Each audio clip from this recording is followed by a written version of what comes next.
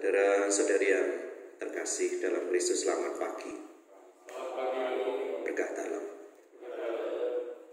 Saudara-saudari yang terkasih, saya punya pengalaman yang saya kira hampir semua atau pernah kita alami. Misalnya begini, kalau kita itu tahu bahwa misalnya bulan depan itu kita harus mengerjakan sesuatu, dan pekerjaan itu harus selesai 1 bulan.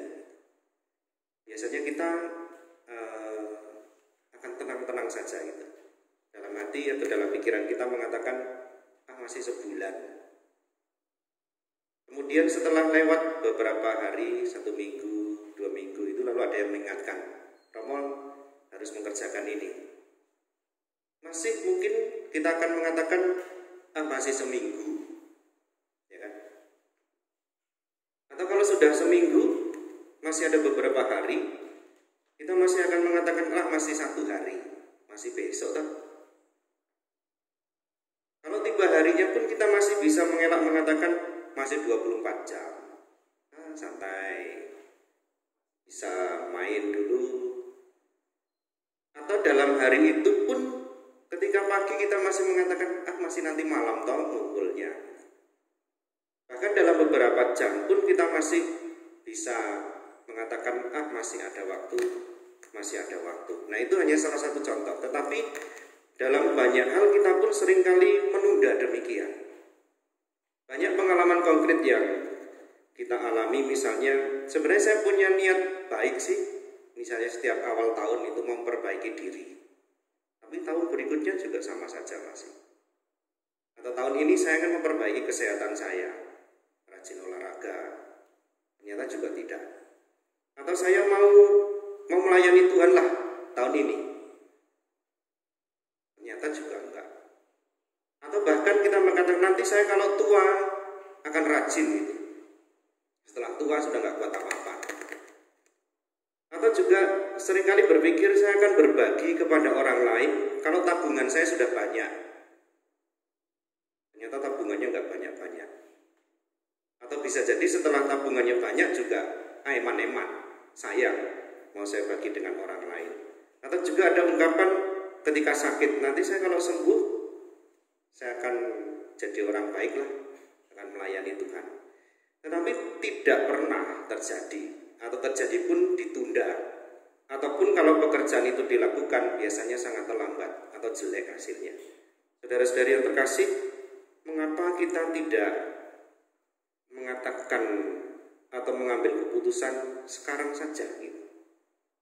Mengapa tidak kita lakukan sekarang saja? Pas kita masih kuat gitu. Pas masih ada kesempatan, ketika kita masih bisa menggunakan semua yang kita miliki untuk kebaikan. Mengapa kalau kita mau menjadi orang rajin tidak sekarang? Mengapa kalau kita mau menjadi orang baik tidak sekarang? Mengapa kalau kita mau melayani tidak sekarang? Saudara-saudari yang terkasih, ada banyak tempat sebenarnya kalau kita renungkan sesuai dengan Injil hari ini.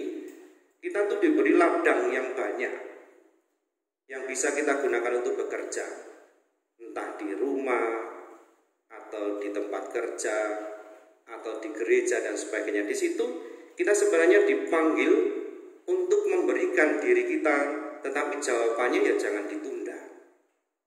Karena biasanya kalau kita menunda lebih banyak terlambatnya, dan kalau sudah terlambat biasanya akan menyesal. Dan Yesus akhirnya mengundang kita untuk tidak membuat kita menjadi pribadi yang terlambat dan menyesal. Saudara-saudari yang terkasih, kalau kita mendengarkan Injil hari ini, ada sesuatu yang menarik. Ketika Yesus memberi gambaran atau perumpamaan seorang bapak yang meminta anaknya untuk bekerja di ladangnya, kata-katanya itu bukan perintah sebenarnya, tapi sebuah tawaran. Dia katakan dengan sangat lembut, anakku, pergilah bekerja di kebun anggur hari ini. Ini kan tawaran. Dan tawaran itu suatu kesempatan. Dan kesempatan itu sebenarnya menunjukkan kemurahan hati Allah. Kemurahan hati Allah itu tidak terbatas hanya soal rezeki. Tetapi banyak hal diberikan kepada kita. Soal keselamatan, soal hal-hal baik yang kita butuhkan setiap hari. Tetapi terutama soal keselamatan itu ditawarkan sungguh kepada kita. Dan kesempatannya itu jawabannya hanya 2, ya atau tidak. Apakah saya mau bekerja bersama dengan Yesus atau saya hanya menjadi sebagai penonton saja? Kalau hanya penonton mungkin kita hanya bisa bersorak, tapi tidak pernah menjadi pemenang gitu. Tapi kalau kita bekerja, kita ikut terlibat di dalamnya, kita menjadi pribadi yang betul-betul merasakan berkat dan anugerah yang besar dari Tuhan. Karena saya dilibatkan dalam begitu banyak hal yang baik yang dikerjakan oleh Yesus sendiri. Maka mari kita mohon karunia Roh Kudus supaya hati kita diteguhkan, sehingga setiap pilihan yang ditawarkan Allah itu selalu kita jawab dengan ya, dengan penuh iman dan dengan keyakinan bahwa Allah memakai kita untuk menjadi berkat bagi orang lain.